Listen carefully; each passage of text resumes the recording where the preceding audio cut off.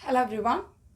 நம்ம ஏதாவது ஒரு விஷயத்தை பார்த்தோம் அப்படின்னு சொன்னால் அதை இங்கிலீஷில் சொல்கிறதுக்கு ஐ சா அப்படின்னு சொல்லுவோம், இல்லை ஐம் சீயிங் அப்படின்னு சொல்லுவோம். முக்கியமாக இந்த சி அப்படின்ற வார்த்தையை வச்சு தான் நம்ம பார்த்தோம் அப்படிங்கிற விஷயத்தை எல்லாத்தையும் நம்ம சொல்லுவோம். ஆனால் அதுக்கு பதிலாக நிறைய வார்த்தைகள் யூஸ் பண்ணலாம். என்னெல்லாம் யூஸ் பண்ணலான்னு இப்போ பார்க்கலாம். ஃபர்ஸ்ட் ஒன், நான் இந்த படத்தை ஏற்கனவே பார்த்துருக்குறேன் அப்படின்னு சொல்கிறதுக்கு I have watched this movie already அப்படின்னு சொல்லலாம்.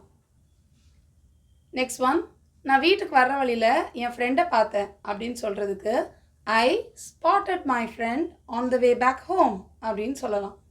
நெக்ஸ்ட் ஒன், இதை கொஞ்சம் சீக்கிரமாக பார்த்துரு அப்படின்னு சொல்கிறதுக்கு ஹாவ் அ குயிக் கிளான்ஸ் அப்படின்னு சொல்லலாம்.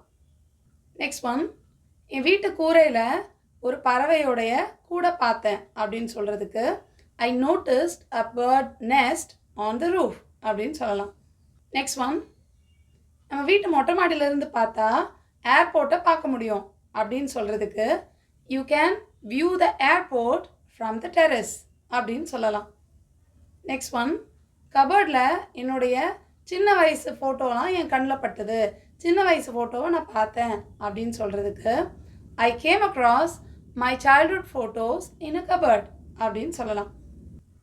ஸோ ஒரு விஷயத்தை பார்த்தேன்னு சொல்கிறதுக்கு சி அப்படிங்கிற இந்த ஒரு வேர்ப் மட்டும் யூஸ் பண்ணாமல் நிறைய விதமான வார்த்தைகள் யூஸ் பண்ணி நம்ம இங்கிலீஷில் பேசலாம்.